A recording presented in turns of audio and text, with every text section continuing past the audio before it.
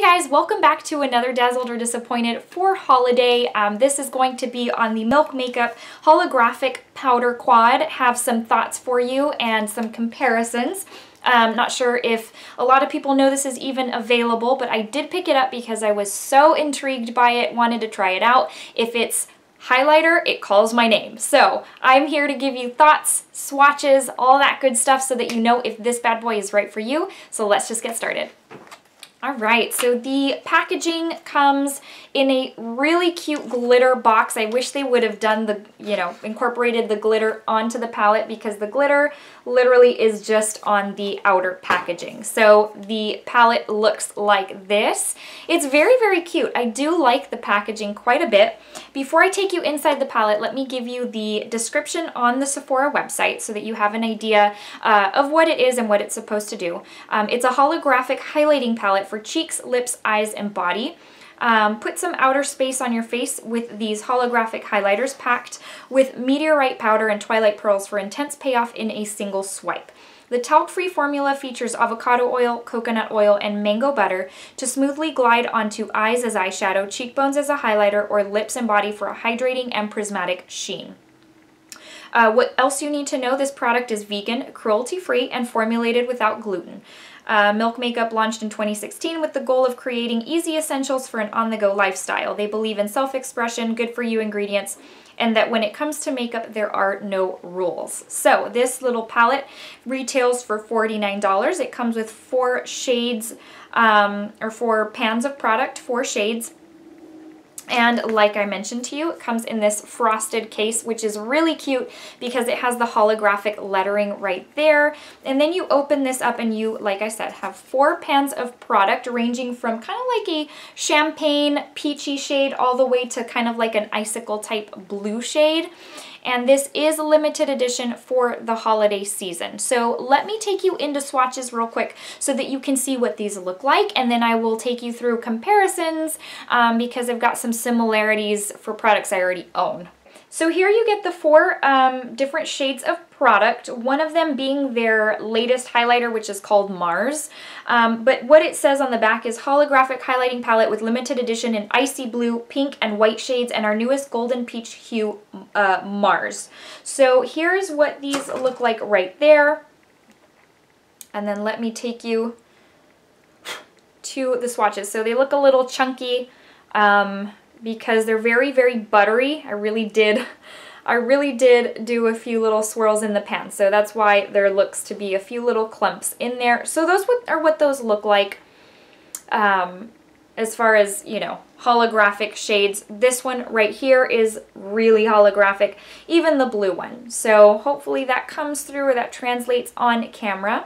So I've used this for a few days. I'm not wearing it today. I stopped using it a couple of days ago.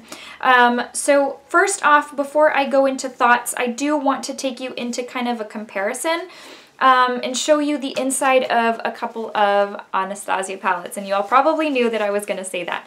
I also feel like this kind of compares to the Kat Von D holographic palette that she really recently released. But I'm going to compare it to the Moonchild and Aurora eyeshadow palettes because of the price point. So these are $40. This one was $49.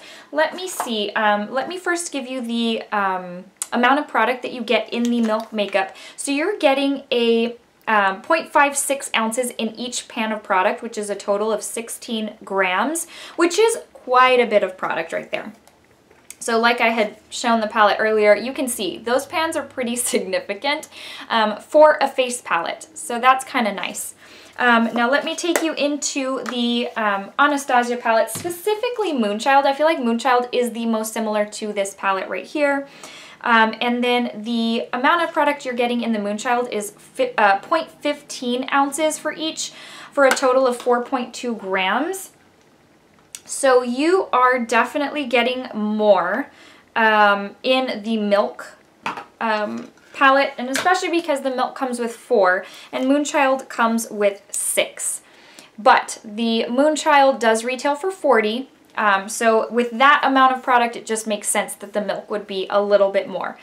So the reason I wanted to kind of compare for you before I take you into my thoughts is because if you already own the Moonchild or Aurora palettes by Anastasia, even the Kat Von D holographic palette, I really don't know that you need this unless you're super into holographic shades. Now, I don't tend to gravitate towards them as much, so these rarely get used. So, you know, if you're like me and that is the case for you, then you probably don't need this. If you are one of those who loves holographic highlight, that is your thing, then you may want to consider getting this. But see how you get the blue shade in the Milk palette, and what I'm going to do is I'm going to swatch this on my hand so that you kind of see how it compares to the ones in the Moonchild palette. So I'm going to swatch Blue Moon right next to Milk, the Milk product. So this is Milk right here. This is Blue Moon from Anastasia right there. So you've really got similarity. What I will say is that the Anastasia formula, they're both very, very buttery soft. The Milk product is super soft. When you go into the pan, it really glides really nicely. But it's almost like a little bit thinner than the Anastasia. The Anastasia almost, once you swipe it, feels a little bit creamier and a little bit thicker. And I'm just going to point out that I think that is the difference in the opacity of the product. Because I will tell you, the Anastasia formula is just so much, because it's that different consistency, it's so much more opaque. So you've got that, and then you also have the white shade for the Milk right there. I don't know if you just heard that. My husband said lunch is ready. FYI, I'm not the cook in this house. My husband is the cook in this house. So he's the one who feeds me, in essence. So there you have the white shade right there. And then I'm going to take you into Blue Ice from the Moonchild palette, which is going to have more of that blue hue.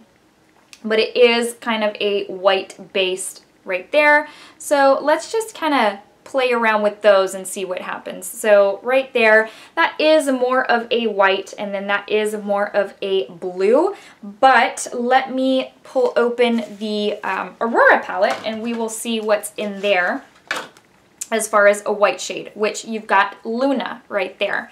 So I'm going to swatch Luna, which is truly a white frosty shade. And that is Luna right there. So that's more of a stark white, which then ends up showing this to be more of an off-white, the Milk makeup. Did I point at the right one? This one. Having a hard time right here. So it's more of an off-white. Luna from the Moonchild right here is a little bit more stark white. So just keep that in mind as well. Let me go ahead and bump down to the, well, we already did the blue. So let's look for a pink. So this is the pink shade from Milk Makeup, and what I'm going to do is basically doing all of this on camera, the comparisons, just so that you can see. And then I'm going to swatch that with Pink Heart. So this is Pink Heart from the Moonchild, and this is Milk Makeup. So let's just swatch those side by side. And again, it got a little clumpy because of it's so soft. But those look very, very, very similar, to the point where I don't think you need both. So that's what those look like right there. And then lastly, you've got kind of this peachy formula, which is Mars, which the only one you'd be probably able to compare it to is Lyra from the Aurora palette. So here is Mars. And then let's take this with Lyra and see what happens. So Lyra being a tiny bit more on the golden orangey side, but let's swatch those side by side. And Lyra is, yes, slightly more orange and 100% more metallic. So all in all, what I am trying to point out to you is that the Anastasia shades are going to be that much more holographic, intense, metallic highlight. These are going to be, the Milk Makeup's going to be a little bit of a thinner consistency. Even though the consistency is very creamy, it's not as pigmented, it's not as opaque. So with that being said, I'm going to tell you that the reason I stopped using this a couple days ago is because I was really disappointed. One of the reasons being, so it's happened with this one and another highlighting palette that I picked up that I'm going to do a review for. It doesn't, like I put it on, it's not even that opaque, but it doesn't last. I don't this is the first time I've really experienced highlighters fading on me after a couple of hours, which is bizarre. That's never happened. So I was kind of like, oh my gosh, what's happening? Where's my highlighter going? So the reason I wanted to compare this to the Anastasia palettes for you is so that you know that there are other options for holographic highlighters out there which will last you all day and be that much more pigmented and intense. If you're a fan of Milk Makeup, you may really like this. I don't know. For me, Milk Makeup can be very hit or miss, and this definitely was a miss. I am disappointed with this. I like highlighter that, one, lasts all day, but two, is very intense. So the type of intensity that I get when I swatch, I want that same intensity on my face, and that I just wasn't getting that with this. So that being said, $49 for this was really a disappointment for me, and this will likely be going back to the store. I hate saying that, especially because I've used it and I don't like doing that, but it just really was not impressive to me. So I hope this has helped you out if you've been looking at that palette, and especially if you own either both of these or one of the two, then you really have a lot of what that palette already has. So definitely, those are my thoughts. Definitely not crazy about it. So, you know, again, it might be for you if you really love the brand, and if you're not really into those super intense highlights, that may be for you, but it just was a miss for me.